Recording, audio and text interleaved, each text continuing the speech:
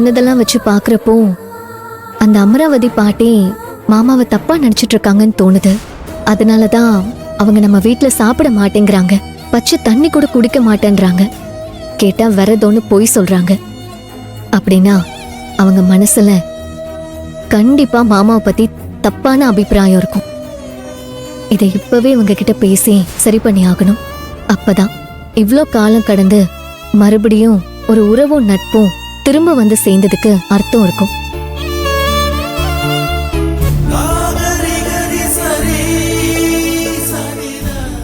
இத்தனை வருஷம் கழிச்சு நடந்த சம்பவம் எல்லாம் மனசுக்குள்ள முள்ளு மாதிரி உறுத்திக்கிட்டு இருக்குன்னா பாவம் அமராவதி அம்மா ஒரு உசுரை பலி கொடுத்தவங்க. அவங்க மனசு எப்படி உறுத்திக்கிட்டு இருக்கும்? அவங்கள்ட்ட இந்த விஷயத்தை பத்தி நாம பேசியிருக்கணும். மனசு விட்டு பேசாம விட்டது தப்புதான். தெரியாம நம்ம செஞ்ச தப்பா இருந்தாலும் மன்னிப்பு கேட்கறதுல தப்பில்லை. மன்னிப்பு கேட்டுருவோம்.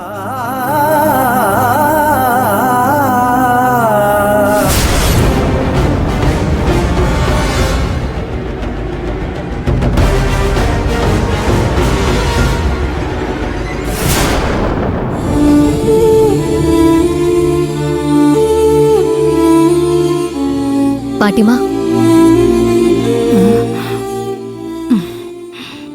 வாமா அண்ணா. உங்ககிட்ட நான் கொஞ்சம் பேசணும் பாட்டிமா. பேசணுமா?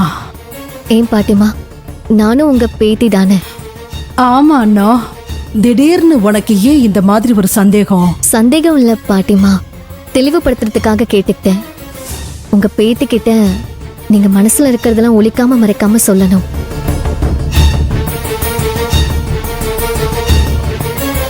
என் மாமா மேல உங்களுக்கு கோபம் இல்லையா? வருத்தம் இல்லையா?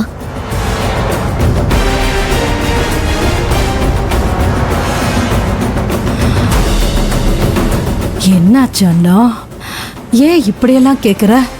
மாமா எல்லா கதையும் என்கிட்ட சொல்லிட்டாரு பாட்டிமா.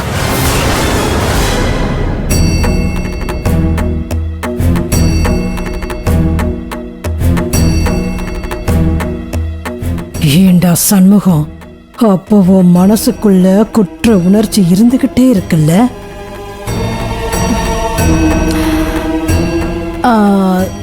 சண்முகம் என்ன சொன்னானோ? நடந்த எல்லாத்தையுமே சொன்னாரு பாட்டிமா. என் மாமா அறியாத வயசுல தெரியாம பண்ணதா சொன்னாரு. குழந்தையும் தெய்வமும் ஒண்ணுன்னு சொல்லுவாங்க. அதனால போலீஸ்காரங்க கூப்பிட்டு கேட்டப்போ பொய் சொல்ல தெரியாம மாமா அவங்க கிட்ட எல்லா உண்மையும் சொல்லிருக்காரு. அது இவ்ளோ தூரம் நடக்கும்னு மாமா கனவுலயும் நினைச்சு பார்த்ததில்ல. அது இவ்ளோ பெரிய பிரச்சனைய மாறி அது ஒரு உசிரியை வாங்கும்னு மாமாவுக்கு தெரிஞ்சிருந்தா இந்த உண்மையை சொல்லிருக்க மாட்டாரு பாட்டிமா. தெரியாம நடந்தது தானே. பெரிய மனசு பண்ணி என் மாமாவை மன்னிச்சிருங்க பாட்டிமா.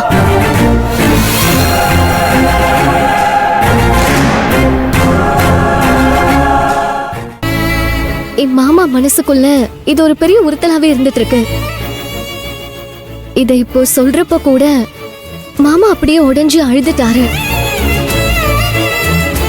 அமராவதி அம்மா கிட்ட நாம பேசலான்னு வந்தா அண்ணா நமக்காக வந்து பேசிட்டு இருக்காளே. என் மாமா மனசறிஞ்சு யாருக்கும் எந்த கெடுதலும் பண்ணதில்ல. இது இவ்ளோ பெரிய கெடுதல் ஆகும்னு பாவம் மாமாக்கு அப்போ தெரியல. தெரியாம பண்ணிட்டாரு. இப்போ நெருப்பு மேல நிக்கிற மாதிரி தவிக்கிறாருமா. நீங்க மன்னிச்சாதான் அவரை எரிச்சிட்டு இருக்கிற இந்த நெருப்பு அணையும் பாட்டிமா.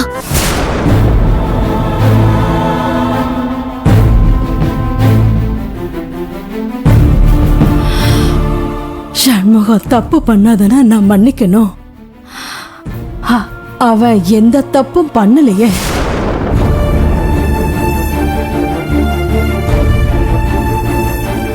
நான் உண்மையிலேயே சொல்றேன், எல்லாம் மறந்து ரொம்ப நாளாச்சு.